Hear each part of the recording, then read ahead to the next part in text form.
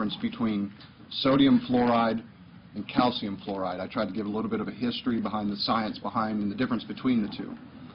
The reason I'm here today, as many of you probably know, the Independent News has done a story, The Fluoride Divide. Now, in accordance with your mission statement on the wall over here, we've got some serious issues we need to discuss about fluoride. I would like a response from each and every one of you.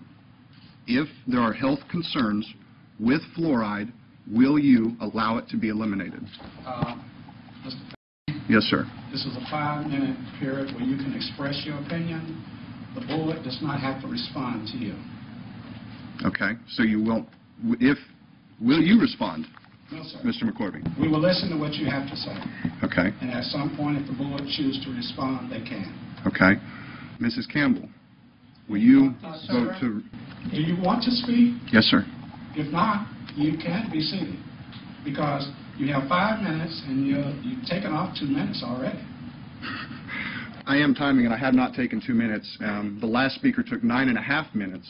So please don't discriminate because you're opposed to my subject. No, sir. Let's be fair here, okay? No, sir, that has nothing to do with it. Okay. I'd like to read you one little quote out of this article, and I brought everybody a copy of it so you can take it home with you. Dr. Betty Martini, founder of Mission Impossible International, says the rates of cancer in areas that have fluoride compared to those that don't have it is exponentially greater. She continues saying fluoride is a neurotoxin. It is a neurotoxin that won't help anyone. Further, in a paper published in the Journal of Cancer Research in 1984, Dr. Takeki Tsutsuki and his co-workers demonstrated that fluoride could indeed induce cancer. The health implications of fluoride that's been reported in the Independent News this week, it's really damning evidence to hydrofluorosilicic acid, a sodium fluoride compound, which is different from calcium fluoride, which is natural. Even calcium fluoride is not an essential mineral. The one statement that I think it was Dale mailed out to all the doctors in the area saying that it's one of the greatest accomplishments of the 20th century. I believe, Ms. Benson, you mailed the same thing. We've stood on this statement here as a board for quite some time when this statement was made in 1999 by the EPA based on the National Research Council report from 1993. The National Research Council report from 2006 very clearly has new evidence. There's evidence of health implications on the thyroid. That's one of my biggest issue is the thyroid. We all know people that have thyroid problems. We in Pensacola also have a higher rate of cancer than other areas of the country. One of the highest in the state, in fact. We seriously need to address this. Are we pouring a potential carcinogen in our water? And what will you do about it? Again, I ask you, your mission statement over here says you're here to provide healthy water to the people. It's a very straightforward answer. I wish that you guys would answer it. I understand you don't have to. I've talked to all of you about this, and we continue to get rejected. Mr.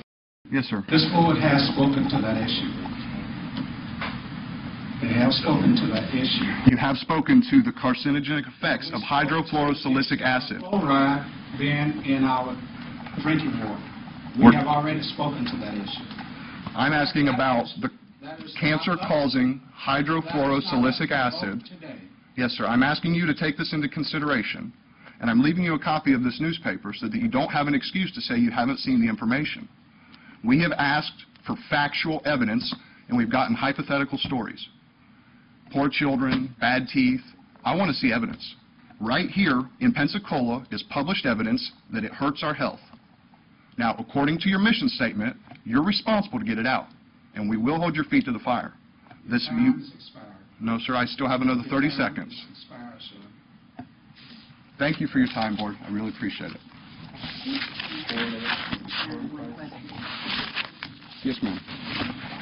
You were talking about science.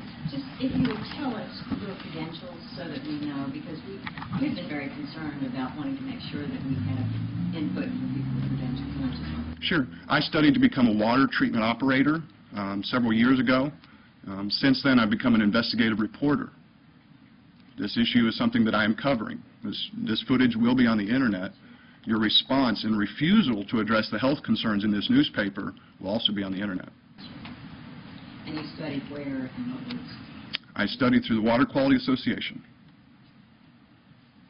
You familiar with them? No. Okay.